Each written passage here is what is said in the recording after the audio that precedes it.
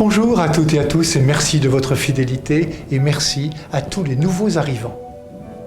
Dans la liturgie de la messe, il y a une petite phrase que l'Assemblée prononce après avoir présenté le pain et le vin de l'Eucharistie pour la gloire de Dieu et le salut du monde. On ne célèbre pas que pour soi, on ne communie pas que pour soi, on ne vit pas que pour soi quand on est chrétien, mais on vit pour la gloire de Dieu et le salut du monde.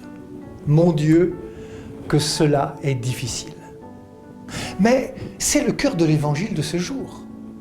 Jésus dénonce avec force toute forme de suffisance et de recherche d'attention sur soi. Agir ainsi gonfle notre orgueil et nous fait passer à côté de la justice et de l'amour. Jésus critique aussi l'attitude rigoriste des docteurs de la loi qui mettent des fardeaux sur les épaules de celles et ceux qu'ils sont censés aider. La lettre de la loi ne doit pas être plus importante que son esprit. La loi est censée être au service des gens. Le chemin que Jésus propose, c'est celui qu'il prend lui-même. C'est le chemin d'Emmaüs. Vous savez, quand Jésus vient rejoindre les disciples endeuillés, il les rejoint, prend le temps de les écouter, participe à leur conversation et s'y inscrit sans forcer la main. Il n'est pas un donneur de leçons.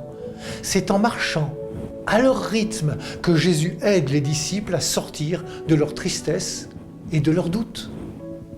Aucune volonté de faire sentir un pouvoir ou une connaissance, aucune arrogance et jugement, mais seulement des questions qui invitent à réfléchir et surtout une présence à leur côté.